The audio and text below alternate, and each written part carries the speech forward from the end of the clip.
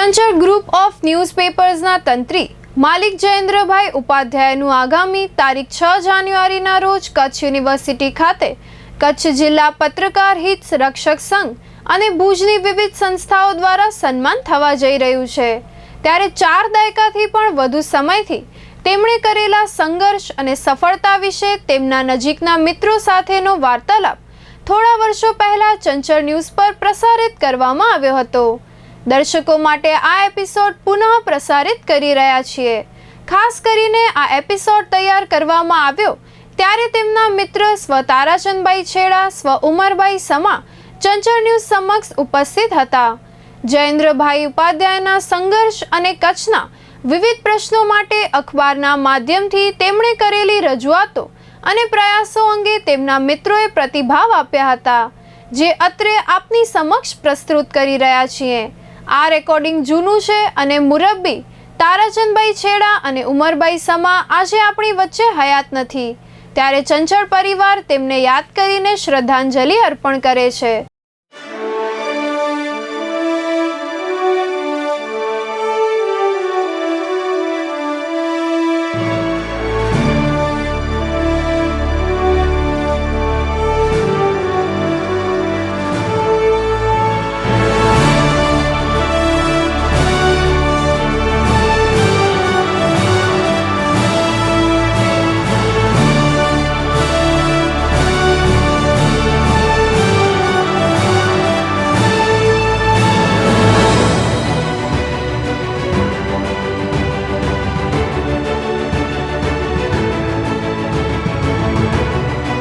ચંચળ ગ્રુપના સ્થાપક મોભી, જેમની છત્રછાયામાં 1980થી શરૂ થયેલ ચંચળ દૈનિક આજે ચંચળ ગ્રુપ ઓફ ન્યૂઝપેપર્સ બન્યું છે।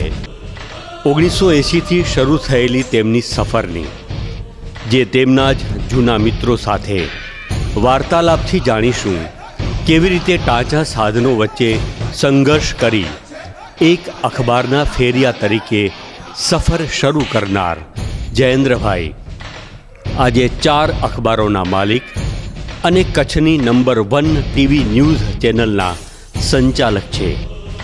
ચંચળ ગ્રુપની સફળતા માત્ર તેમને જ આભારી છે।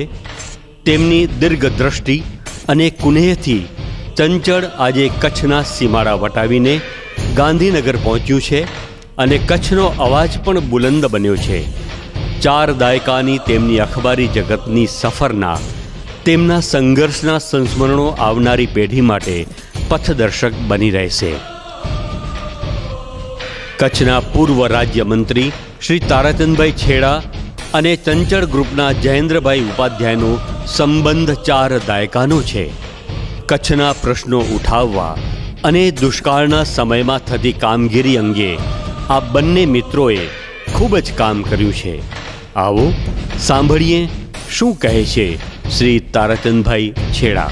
ચંચળ ન્યૂઝ, ચંચળ વર્તમાનપત્ર અને આખા ચંચળ પરિવારને હું 1980માં ભુજમાં આવ્યો ત્યારથી આજ દિવસ સુધી ભાઈ શ્રી જયેન્દ્રભાઈ અને એમના પરિવાર સાથેના મારા સંબંધો ખૂબ જ નિકટના રહ્યા।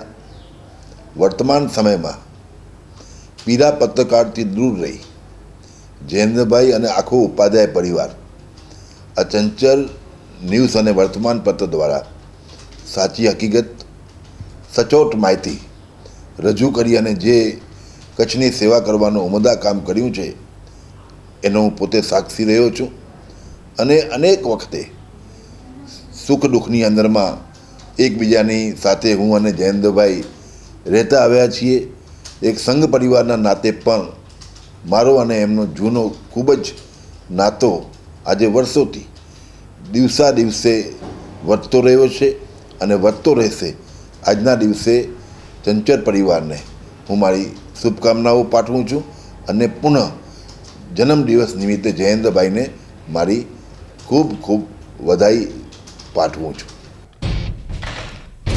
તેવી જ રીતે પૂર્વ કોંગી અગ્રણી અને રાજકારણમાં જેમને કિંગ મેકર કહેવાય તે આમદભાઈ ભટ્ટી સાથે પણ જયેન્દ્રભાઈ ઉપાધ્યાયની મિત્રતા દાયકાઓ જૂની છે।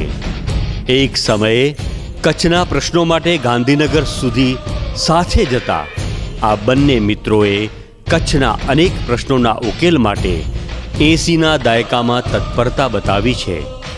આજે પણ વર્ષો બાદ પણ ઉમળકાભેર મળતા મિત્રોનો ટોટો જ ન મળે તેવો છે. ઘણા બધા વર્ષો તો એટલા વર્ષો કહેવાય કે એક આખી 3 દાયકા જૂનો સંબંધ જયેન્દ્રભાઈ શરૂ કર્યું ત્યારથી કરીને આજ દિવસ સુધી અમારા સંબંધો રહ્યા છે. એક સાદા 2 પાનાના પેજથી શરૂઆત ચંચળનું કરવામાં આવ્યું જયેન્દ્રભાઈનું.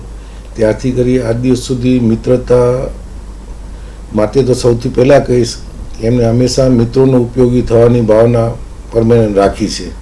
કોઈ જોડે વેરભાવ કે કોઈ જોડે છાપાએ ક્યારે બ્લેકમેલિંગ કર્યું એવું મને આ 35 વર્ષના રિલેશનમાં નથી આવતું. સંઘર્ષના સમયમાં એવું હતું, આમાં ઉમેદભવનમાં સાથે બેસતા રોજ 2-3 કલાક, અને શરૂઆતના તબક્કે હતું ત્યારે ઘણા અધિકારીઓ તરફથી પણ ખોટું અર્થઘટનો કરવામાં આવતા ત્યારે અમે સાથે જ મંત્રાલયમાં ગાંધીનગર પણ જતા અને મંત્રીઓ સાથે પણ એમના અને અમારા એકદમ બરોબર સંબંધ રહેતા, અને ક્યારેય એકબીજાને જરૂર પડતી તો અડધી રાતે પણ ઉપયોગી થાય એવી ભાવના એમનામાં હતી ને અમારામાં. આજ દિવસ સુધી અમારા સંબંધો એ જ રહ્યા છે.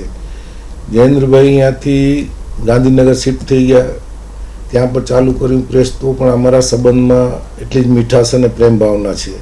જ્યારે અમે ગાંધીનગર જઈએ તો પણ એમને મળીએ છીએ અને એ પણ બુજાવે ત્યારે અમને મળે છે. અને ચંચળ પ્રેસ આજે મોટું વટુસ બની ગયું છે, પોતાની તાકાત ઉપર ઊભું થાય, અને એમને પોતાની સ્વતંત્ર ચેનલ પણ ચાલુ કરી છે. એમના દીકરા પણ અમને એ જ રીતે જે એમના ફાધરના સંબંધ છે એ રીતે વડીલ રીતે જ અમારી સાથે વ્યવહાર અને સંબંધ જાળવે છે.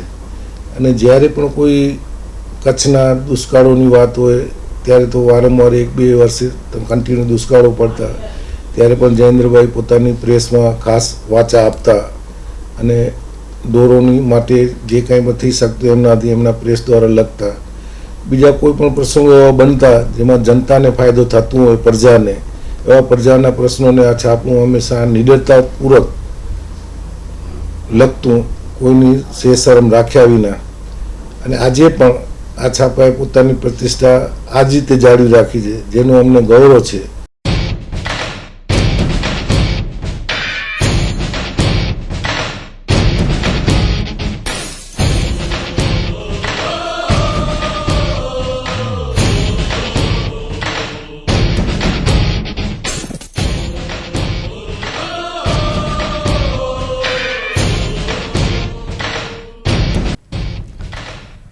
ભુજના બક્ષી ડેલા જોશી ફળિયાથી ચંચળ ન્યૂઝપેપરની શરૂઆત થઈ.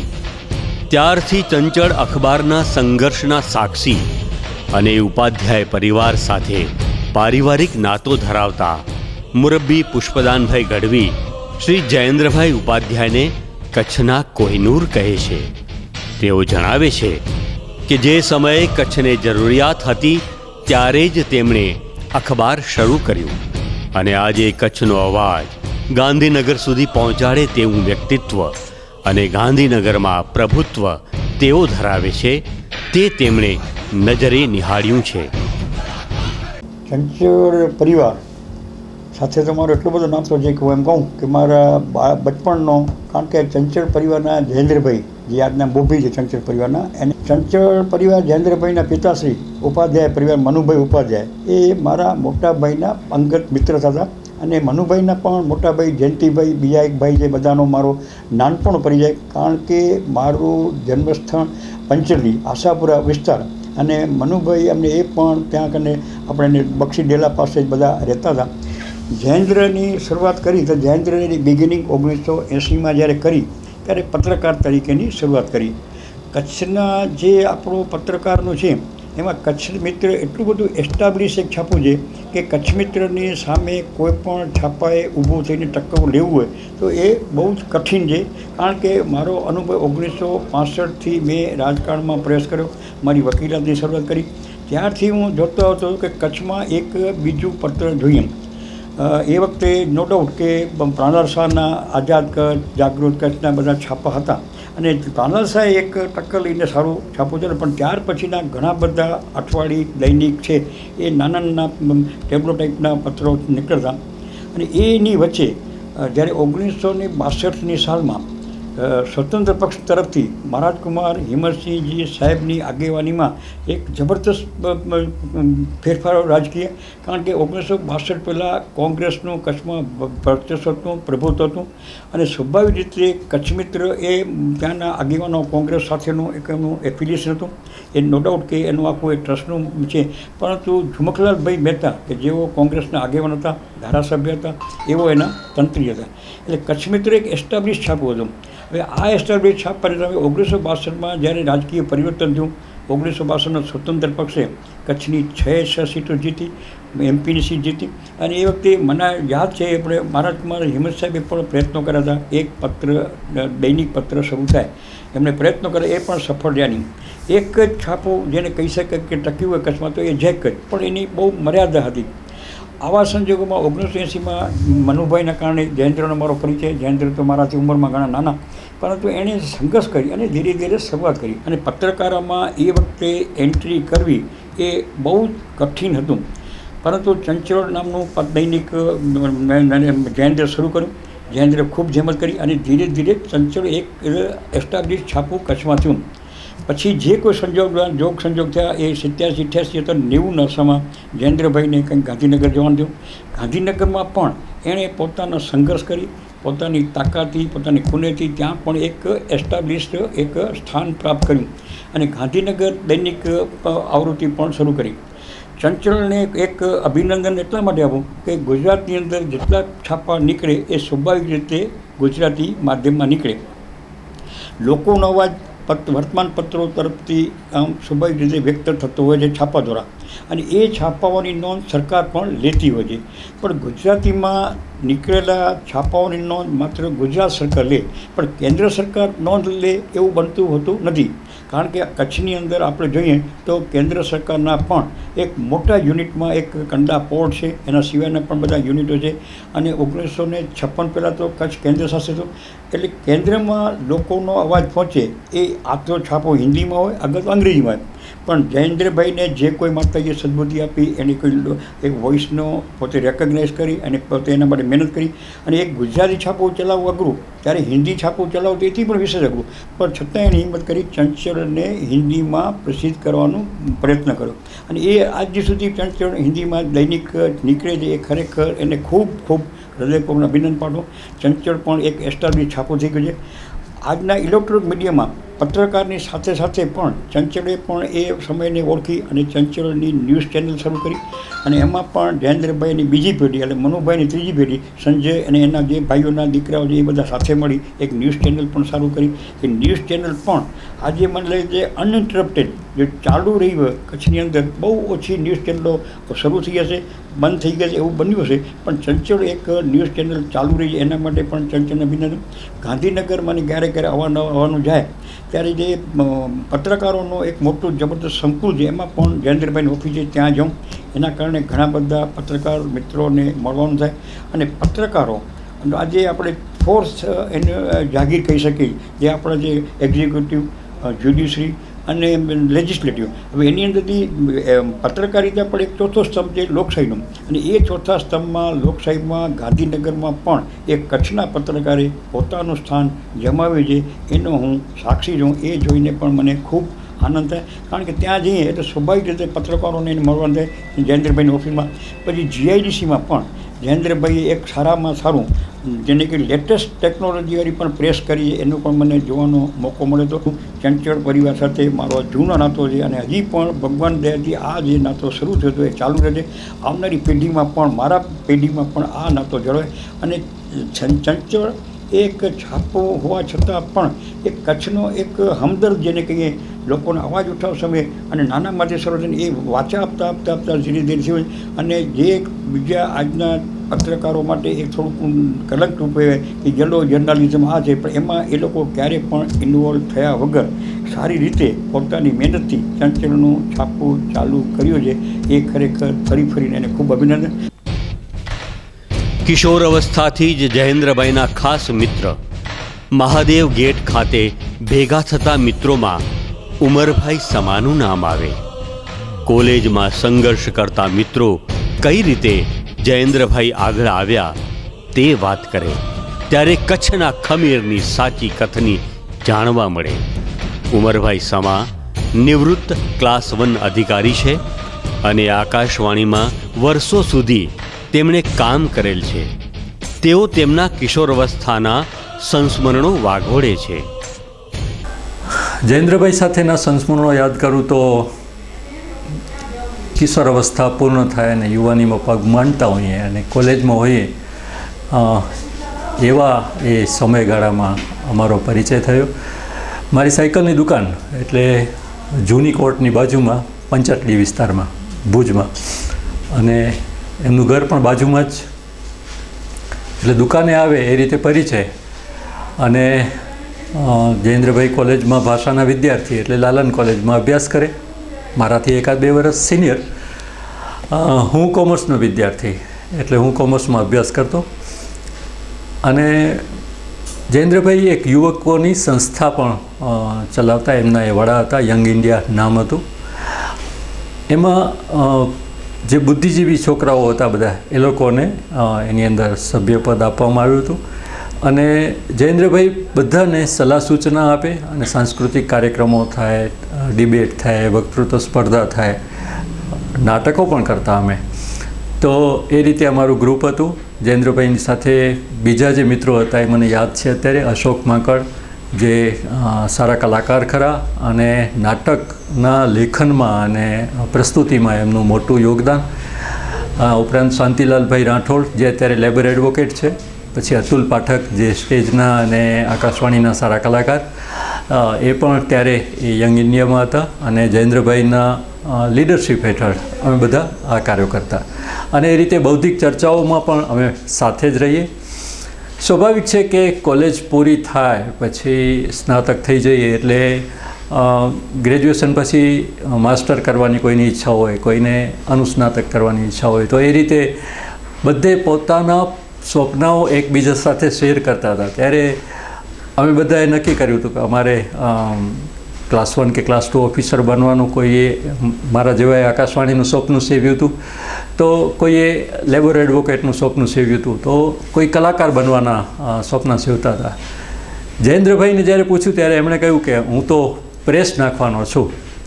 એટલે અમને નવાઈ લાગી. પ્રેસ એટલે છાપખાનું. એટલે અમે બધા હસતા હતા કે શું કરશે આ પ્રેસ નાખીને.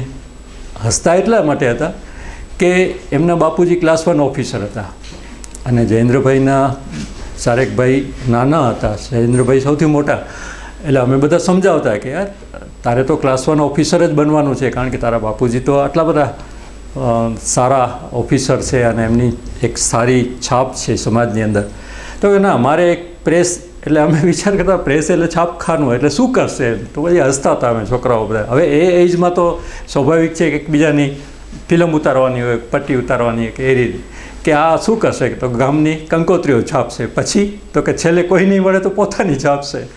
એટલે આ તો લાઇટર વેની વાત થઈ. પણ પછી એમણે જ્યારે ખુલાસો કર્યો ત્યારે અમે બધા સ્તબ્ધ રહી ગયા. એમણે કહ્યું કે હું તો પ્રેસ એટલે તમે કહો છો એવું છાપખાનું નહીં, પણ હું તો પ્રેસ એટલે છાપું બહાર પાડવાનો છું. એટલે અમને વધારે આશ્ચર્ય થયું કે છાપું, કારણ કે એક ભુજનું એક કચ્છનું એક લીડિંગ છાપું તો હતું જ ત્યારે પણ, અને નવું છાપું શરૂ કરવું અને એક સાવ જ યુવા વયે જ એ બહુ જ ચેલેન્જ માંગી લે. કારણ કે એના માટે કોઈ બેકગ્રાઉન્ડ તો હતું નહીં એમની પાસે, કે એવડી કોઈ બહુ હ્યુજ મૂડી નહોતી, કેપિટલ નહોતી કે એની અંદર હ્યુજ ઇન્વેસ્ટમેન્ટ થાય અને પછી એ છાપું બહાર પાડે. પરંતુ એમનું એક લક્ષ્ય એકદમ સ્પષ્ટ હતું. એ માનસિક રીતે બહુ જ તૈયાર હતા કે મારે સમાજની સેવા કરે એવા પેપરની શરૂઆત કરવી છે, એવા ન્યૂઝપેપરની શરૂઆત કરવી છે. અને એમણે એ શરૂ કર્યું, રજિસ્ટ્રેશન કરાવ્યું અને એને નામ આપ્યું ચંચળ. શરૂઆતમાં સાપ્તાહિક હતું અને પોતે કામ કરીને તંત્રી, પછી કમ્પોઝર, એવા જે બધા રોલ ભજવવાના હોય પ્રિન્ટર તરીકે, એ રોલ પોતે ભજવતા હતા. એક વખત, કારણ કે હું એની અંદર એક કોલમ લખતો યુવક જગત બીજા મિત્રો હતા, એ પણ કોલમ લખતા, અશોક માકડ પણ કોલમ લખતા એની અંદર. એટલે એકવાર હું એક કોલમનું મટીરિયલ છે એ સ્ક્રિપ્ટ આપવા ગયો એમના ઘરે, બક્ષી લેરાની સામે એમનું ઘર હતું. તો ગયો તો મારા આશ્ચર્યનો પાર નહોતો, કારણ કે એ ત્યારે કમ્પોઝ કરતા હતા અક્ષરો બધા જે સાપ્તાહિકની અંદર છાપવાના હોય, કારણ કે ત્યારે જમાનો કમ્પ્યુટરનો તો હતો જ નહીં, એટલે બધું હાથે કમ્પોઝ કરવું પડે. તો એ જયેન્દ્રભાઈ ને અસુમતીબેન, એ ભાભી, એ બંને જણા એ કમ્પોઝ કરતા હતા. મને યાદ છે અત્યારે પણ એ દૃશ્ય કે એમણે ગંજી પહેર્યું હતું ને નીચે લુંગી પહેરી હતી, એવી અવસ્થાની અંદર એ કમ્પોઝ કરતા હતા. બપોરે 1-1.5 વાગ્યાનો સમય હતો, એટલે મારાથી બોલાઈ જવાય, જયેન્દ્રભાઈ આ તો હદ કરો છો યાર, તમે કોઈકને બુક કરો તો, એટલે કોઈકને બોલાવીને આઉટસોર્સિંગ કરો તો. એમણે કહ્યું કે ના, આ મારે જાતે જ કરવાનું છે, કારણ કે જે કમ્પોઝરને આપણે બુક કર્યો તો એ આજે નથી આવવાના, પણ જે ડેડલાઇન છે છાપવાની, જે સાપ્તાહિકની, એ તો પૂરી કરવાની જ છે. એટલે આજે મેં અને મિસિસે આ કમ્પોઝ કરવાનું નક્કી કર્યું.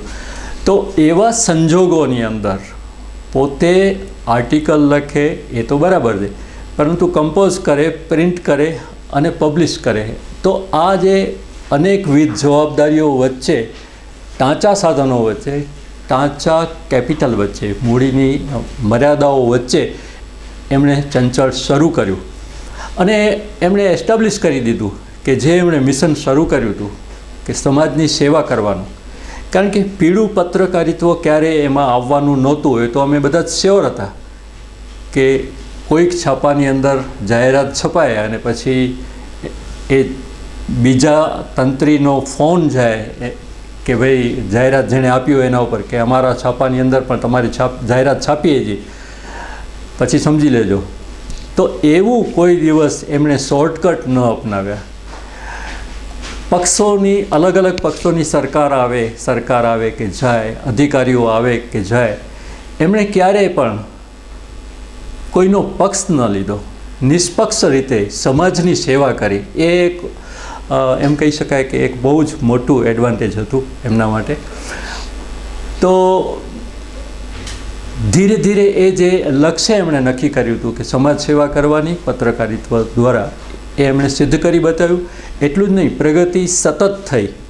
મને લાગે છે 80ની અંદર સાપ્તાહિકમાંથી ડેઇલી ન્યૂઝપેપર થયું, અને ત્યાર પછી એની એડિશન પણ 3 એડિશન બહાર પડી, હિન્દીની એડિશન બહાર પડી. તો આ એક મોટી સક્સેસ ગણાય, કારણ કે ગુજરાતમાં આવા બનાવો બહુ ઓછા બન્યા હશે. ત્યારબાદ જે સમય પરિવર્તન માંગી લે છે, તો એ રીતે ઇલેક્ટ્રોનિક્સ માધ્યમનો યુગ શરૂ થયો અને કેબલ ન્યૂઝ શરૂ થયા. તો એમાં પણ ચંચળ ગ્રુપે કેબલ ટીવી શરૂ કર્યું. નવી જ એક પૃષ્ઠભૂમિ હતી, કોઈ બેકગ્રાઉન્ડ વગર, કારણ કે ઇલેક્ટ્રોનિક્સ અને જે આ પ્રિન્ટ માધ્યમ, આમ તો થોડુંક ફરક હોય, પરંતુ જે લક્ષ્ય લઈને નીકળ્યા હતા કે નવા જમાનાની અંદર આપણે ઘરે ઘરે પહોંચવું હોય અને દૃશ્ય માધ્યમ ત્યાં પ્રસ્તુત કરવું હોય, ઓડિયો અને દૃશ્ય માધ્યમ બંને, ઓડિયો વિઝ્યુઅલ, તો એના માટે એ બહુ જરૂરી હતું કે કેબલ ટીવી પણ શરૂ થાય, અને એમણે કરી બતાવ્યું. અને એ પણ સફળતાના શિખરો સર કરે એવી રીતે, અને કોઈ પણ સિદ્ધાંતોના બાંધછોડ વગર. એ એક બહુ જ મોટી અને વિરલ ઘટના છે કચ્છ માટે, અને કદાચ હું તો માનું છું કે ગુજરાત માટે. તો ફરીથી ચંચળ ગ્રુપને ખૂબ જ સરસ મજાની પ્રગતિ જે કરી છે એ માટે, અને ભવિષ્યની ખૂબ સરસ મજાની પ્રગતિ કરે અને સમાજ સેવા કરે, અને એ રીતે ચંચળ ગ્રુપનું, જયેન્દ્રભાઈનું અને આપણા કચ્છનું નામ રોશન થાય એવી શુભેચ્છાઓ.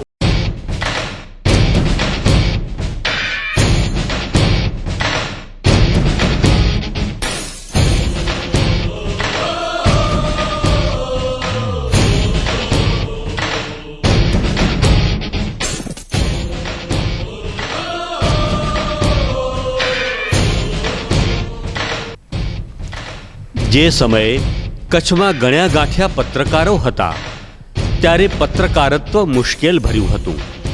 ત્યારથી દરેક જગ્યાએ સાથે ને સાથે તેવા પત્રકાર મિત્ર વિપુલભાઈ વૈદ્ય પણ પોતાના મિત્રએ મેળવેલી સિદ્ધિઓને બિરદાવે છે.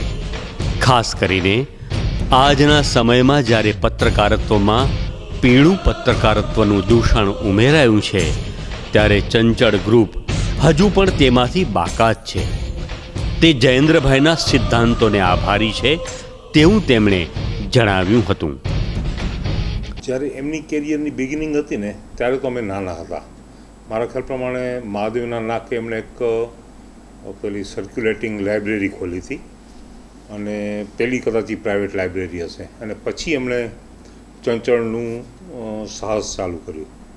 આજે તો ચંચળ ન્યૂઝ એક ગ્રુપ થઈ ગયું છે અને ઘણું મોટું એમણે ફલક કચ્છ ને ગાંધીનગરમાં બને વિસ્તાર્યું છે.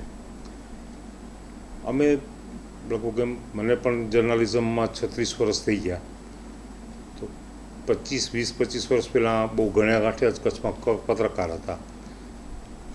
ત્યારે બધી સરકારી ઓફિસમાં સવારે ભેગા નીકળી, કોઈ એક્સક્લુઝિવ મેટર હોય તો દરેક જણ અલગ કરીએ, કોમન હોય તો બધા સાથે કવર કરીએ.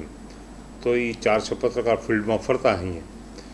એટલે એ વખતથી હું જયેન્દ્રભાઈના બહુ સારા પરિચયમાં છું. પછી તો ચંચળનું પણ અહીંયા કચ્છમાં સારું એવું નામ થયું.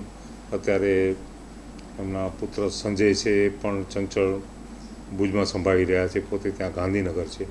પણ કહેવાનો મતલબ એ છે કે બહુ લાંબો સંઘર્ષ કરી અને જયેન્દ્રભાઈ આ મુકામ ઉપર પહોંચ્યા છે. ગ્રુપને, ચંચળ ગ્રુપને પણ આ મુકામ ઉપર એમણે પહોંચાડ્યું છે. અને આટલો લાંબા કારકિર્દીમાં, આટલી લાંબી કારકિર્દીમાં કોઈ વાદ વિવાદ ન થાય, કોઈ આંગળી ચીંધી ન જાય, એનો ખ્યાલ રાખવો એ બહુ મોટી વાત છે, જે જયેન્દ્રભાઈ બહુ સારી રીતે પાર પાડ્યો છે. મુરબ્બી જયેન્દ્રભાઈ ઉપાધ્યાયના કોલેજ કાળના મિત્ર અશોકભાઈ વોરા જણાવે છે કે કોલેજ કાળથી જ તેમના નેતૃત્વના ગુણ હતા અને માટે જ તેઓ ચંચળ ગ્રુપનું સુકાન સંભાળીને આટલી મોટી સફળતા મેળવી શક્યા છે. જયેન્દ્રભાઈ સાથે વિદ્યાર્થી કાળમાં બહુ નજીકથી અમે સંડોવાયેલા હતા એમના જોડે. હું ભુજ ગ્રેઇનનો માનદ મંત્રી હતો, એ નાતે પણ એક પત્રકારને અવારનવાર મળવાનું થતા. એમણે ચંચળ દૈનિક સાંધેનું 1980થી એક ટાંચા સાધનોથી શરૂઆત કરી હતી. આજે પણ મને એક પ્રસંગ યાદ છે કે કચ્છ કલેક્ટરશ્રીએ પ્રથમ વખત દારૂની એક ખેપ પકડેલી અને એ ખેપનો રુદ્રમાતા ડેમની બાજુમાં નિકાલ કરેલ. એ નિકાલની જયેન્દ્રભાઈને નોટિસ મળી કે અહીં નિકાલ થવાનો છે. તો અમે લોકો તે ટાઈમે સાયકલમાં બેસી અને ત્યાં કને હું જોવા ગયેલો અને જયેન્દ્રભાઈ એનું રિપોર્ટિંગ કરવા ગયેલા. એટલે આવા ટાંચા સાધનોથી અને સંઘર્ષમય જીવનથી એમણે શરૂઆત કરી છે, પણ દ્રઢ નિશ્ચા સાથે કે મારી જે ફરજ છે એ ફરજ હું હંમેશા બજાવીશ, એવી એક ખુમારીભરી જિંદગી એમણે જીવી છે. અને આજે પણ હમણાં જ એક એમના જ પ્રસંગમાં મળેલા ત્યારે એ જ ખુમારીભેર એમનું વર્તન હતું, જે કચ્છ માટે પણ એક સીમાચિહ્ન રૂપ છે. ભુજના જાણીતા એડવોકેટ દર્શક બુચ જણાવે છે કે વર્ષો જૂની ચંચળની શરૂઆત આજે પણ તેમની આંખ સામે અને ઉપાધ્યાય પરિવારનો સંઘર્ષ આજે સફળતા સુધી તેમને દોરી ગયેલ છે. ચંચળ ગ્રુપ ઓફ ન્યૂઝપેપર્સ કે જેની શરૂઆત 1980માં ભુજ ખાતે ભુજના પ્રથમ સાંધ્ય દૈનિક તરીકે ભુજની બજાર ચાવડી એટલે કે જૂની શાક માર્કેટ વિસ્તારમાં છાપાવાળો રાડ પાડે વાંચો ચંચળ એ રીતે શરૂઆત થઈ અને ધીમે ધીમે આ ચંચળ ગ્રુપ ઓફ ન્યૂઝપેપરે પ્રગતિ કરી ગુજરાતના પાટનગર સુધીની યાત્રા આ જયેન્દ્રભાઈ ઉપાધ્યાયની મહેનત અને ધગશથી પહોંચી અને આજે ગાંધીનગર ખાતે પણ દરેક ઘરે આ ચંચળ દૈનિક વંચાતું થયું છે. સાથે સાથે જયેન્દ્રભાઈ ઉપાધ્યાય એવું વ્યક્તિત્વ કે પત્રકાર તરીકે તો બરાબર છે, પરંતુ સાથે સાથે જાહેર પ્રશ્નોમાં પણ પોતે અંગત રીતે રસ લઈ અને ન્યાય મળે તે માટે પણ તેમણે અનેકવિધ પ્રયત્નો કર્યા છે. ભુજ ખાતે કચ્છ જિલ્લાનું ગ્રાહક તકરાર નિવારણ ફોરમ જ્યારે શરૂ થયું તે વખતે બેંક સામેના અનેક પ્રશ્નો, ગ્રાહકોના પ્રશ્નો માટે જાતે પોતે કેસો કરી, રજૂઆતો કરી, ફરિયાદી બની અને લોકોને ન્યાય અપાવ્યા છે. એવા પણ અનેકવિધ કિસ્સાઓ શ્રી જયેન્દ્રભાઈના મેં પોતે જાતે જોયા છે અને અનુભવ્યા છે. એવા પત્રકાર જયેન્દ્રભાઈને 61મા વર્ષે પત્રકાર તરીકે અને એક જાગૃત પ્રહરી અને નાગરિક તરીકે પણ હું જન્મદિવસના એ રીતે અભિનંદન પાઠવું છું. સાથોસાથ તેમના પરિવારે ભૂકંપ આવતા ચંચળ ન્યૂઝ ગાંધીનગર ખાતે ગયું અને સાથે સાથે કચ્છ ભુજને પણ આપની જે ચેનલ 2002થી અત્યારે જેના ઉપરથી હું સંદેશો આપું છું તે સતત 17 વર્ષ સુધી ચાલુ રહી. એ ચેનલની પણ પ્રગતિ અને સતત ચાલુ રહી છે તે માટે પણ તેમનો પણ મહત્ત્વનો ફાળો છે. અને સાથે સાથે ફરીને શ્રી જયેન્દ્રભાઈને હું કોટી કોટી વંદન કરું છું અને આ જ રીતે પ્રિન્ટ અને ઇલેક્ટ્રોનિક મીડિયાની સેવા તેઓ અવિરતપણે કરતા રહે એવી મા આશાપુરાને હું પ્રાર્થના કરું છું. કોંગી અગ્રણી શ્રી આદમભાઈ ચાકી 1988થી ચંચળ પરિવાર સાથે નાતો ધરાવે છે. કચ્છના દુષ્કાળના પ્રશ્નો અંગે વર્ષો સુધી તેમની રજૂઆતો નિડરતાથી જયેન્દ્રભાઈએ ચંચળ અખબારમાં પ્રસિદ્ધ કરતા ત્યારે એક સચોટ જર્નાલિઝમના તેઓ સાક્ષી હોવાનું તેમણે જણાવ્યું હતું. જયેન્દ્રભાઈના મારા સંબંધ 1988થી મારા સંબંધની સાથે છે. આ જયેન્દ્રભાઈ એક લીડર ને એક નિષ્ણાત, એક એની કલમની તાકાત, એના અનુભવ આપને કહું. અગાઉ જ્યારે દુકાળ પડે કે કચ્છમાં કોઈ આફત આવે કે કચ્છમાં કોઈ પ્રશ્નો ઊભા થાય ત્યારે ચંચળ ન્યૂઝ અને તે વખતે સંદેશમાં પણ જયેન્દ્રભાઈ આખું કચ્છનું સંભાળતા હતા. એમાં કોઈ બી ડર્યા વગર હિંમતપૂર્વક, મને બરાબર યાદ છે, રંધવા સાહેબ હતા કલેક્ટર, એ રંધવા સાહેબની વિરુદ્ધમાં જે એના નિર્ણય ખોટા હતા એટલે અમે જે રજૂઆત કરી એક લીટી રંધવા સાહેબે લખે, સરકાર આમ કરી રહી છે, આમ કરી રહી છે. એ એમાં જે શક્તિ હતી એ શક્તિને હું સલામ કરું છું.